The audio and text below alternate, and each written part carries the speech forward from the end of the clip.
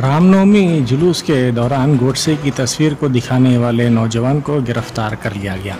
शाहनायातगंज police ने ये कार्रवाई की। मुलजिम की शिनाख्त 21 साला हेमा कुमार के तौर पर की गई है, जो एपी का रहने वाला है और ITI टेक्नीशियन है। वो फिलहाल गच्चीबोली के सिद्दीक नगर में मुकीम है। हेमा कुमार BJP का सरगर्म कारकुन है। इसने गोडसे की तस्वीर को रैली में दिखाकर रक्स किया था। ये शोभा यात्रा जुलूस BJP के मलून रुकने असम्बली राजा सिंह की जानिब से निकाला गया था। इस वाक़े का वीडियो वायरल हो गया था। इस नौजवान के खिलाफ ताज़ीरात हिंद की दफ़ा 504 के तहत मुकदमा दर्ज करके इसे रिमांड कर दिया गया।